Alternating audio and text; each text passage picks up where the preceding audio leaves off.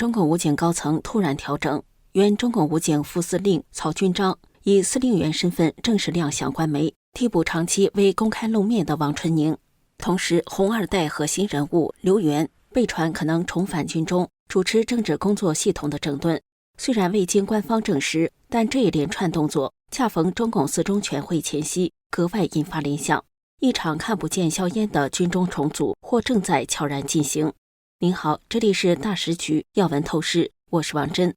7月21号，中共第15届全国见义勇为英雄模范表彰大会在北京举行。次日的官媒《法制日报》和《检察日报》报道，中共武警部队代理司令员曹军章出席会议。人们惊奇地发现，消失了许久的中共武警部队司令王春宁的位置被曹军章代替了。中共官媒称其为武警部队带领司令员。曹军章是谁？他是谁的人马？中共武警部队现在是谁在掌控？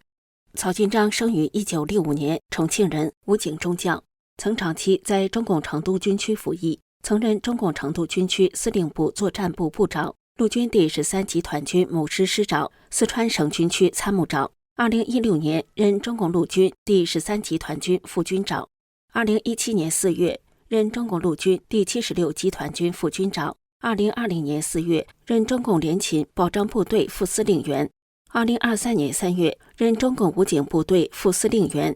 从履历来看，曹军章出生于中共陆军第13集团军，而第13集团军曾是中共军委副主席张又侠长期掌控的地盘，他无疑是张又侠的人马。武警部队目前还有一位副司令傅文华，他曾在原沈阳军区第16集团军服役，也曾得到张又侠的提携。而原武警部队司令王春宁已经多次缺席公开活动。2025年5月8号，中共政法领导干部专题研讨班开班。中共央视报道现场画面显示，中共中央政法委委员、中共上将、军委政法委书记王仁华与武警部队司令王春宁一场缺席专题研讨班开班式。当天，武警中将曹军章在主席团就坐。自从习近平的亲信、中共中央军委政治工作部主任苗华去年11月被官宣严重违纪，并停职接受调查之后，去年12月就有4名上将缺席中央军委举行的晋升上将军衔仪式，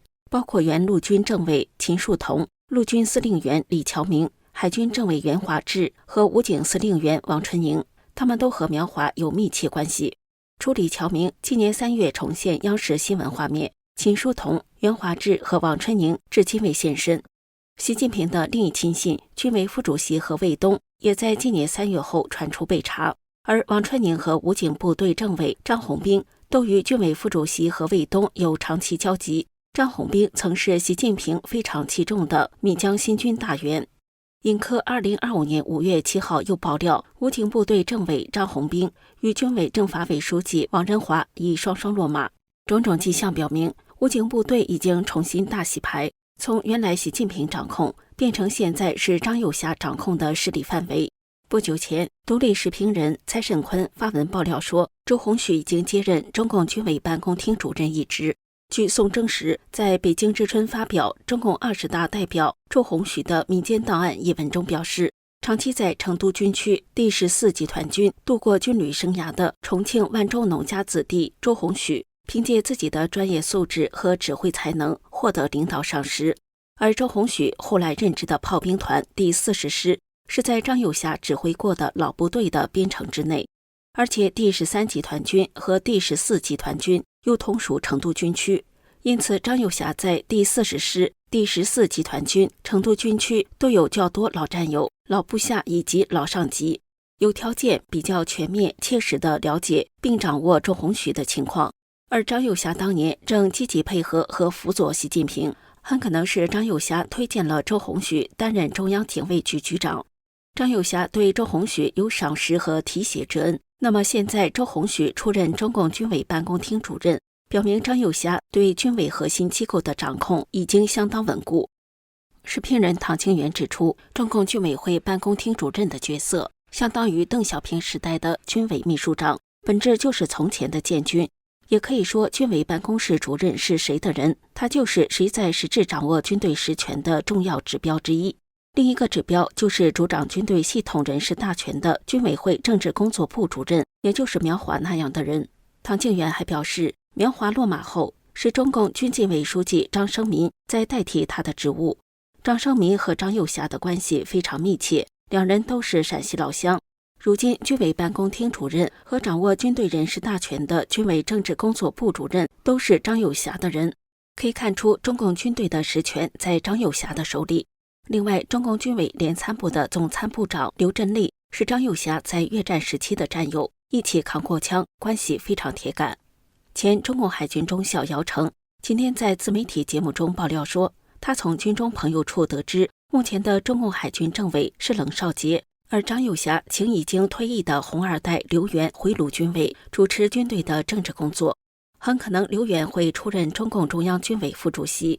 早在今年6月，姚成在社交平台 X 上披露，据海军内部人士通报，中共海军副司令崔玉忠即将接任胡忠明，升任海军司令。更惊人的是，还传出他将进入中央军委，出任总参谋长。今天他依然坚持这一说法。知情人形容崔玉忠为军中少见的实务派指挥官，且与苗华系统无直接关联，表明这次变动并非简单清晰，而是更深层的军内力量重构。崔玉忠升迁节奏与张又侠在中共军委系统主政时期高度重合，其人事任命是否经张喜背景尚不明晰。中共海军新任司令胡忠明、中共海军原副司令员王厚斌跨军兵种升任火箭军司令，他们都是苗华推荐的将领，他们的去职也在意料之中。据《星岛日报》报道，中共本月底将会召开政治局会议，预料会公布苗华的罪状，取消他的上将军衔，开除他的党籍，并交军事法庭审判，大批将领也将遭到整肃。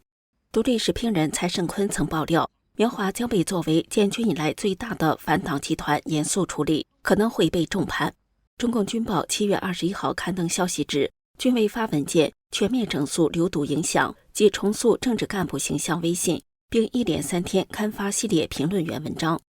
其实自2024年以来，随着军队大清洗的范围越来越大，牵连越来越广，被调查的高级将领数量越来越多，空缺的岗位很多，临时要选拔一个合适的可信的人并不容易，而且很多问题现在还在调查过程当中。随着这些问题线索继续深挖，目前在位的一些人可能又会暴露问题，所以军队高级干部的选拔就更加慎重，不轻易来正式任命新人。但是工作不能停止，所以就出现了代理模式，任命一位代理官员临时主持相关工作，赋予他相关的职责权利。如果他代理期间表现良好，忠诚度经过了考验，就可以考虑转正，但如果表现不那么令人满意，那可以随时取消代理，继续回到原来的岗位，也不受太大影响。姚成在自媒体节目中表示，目前各军兵种的领导班子都到位了，他们现在听候决定和宣布。今年的8·1可能会有授予军衔仪式。中共中央军委原有7人，但习近平的亲信中共中央军委政治工作部主任苗华、国防部长李尚福落马，军委副主席何卫东失踪，现在的联合参谋部参谋长刘振立、中央军委纪委书记张生民和军委副主席张又侠已经成为中共军队3巨头。张又侠已经完全掌握了军权。在中共枪指挥党的政治生态中，如今习近平的处境非常尴尬，他会像他的弟弟习远平对外爆料的那样激流勇退，不会恋战权力吗？你怎么看呢？请留言告诉我们。这里是大时局要闻透视，感谢您的陪伴与思考，请订阅、分享并打开小铃铛，一起在动荡中坚守真相，在黑暗中点燃希望。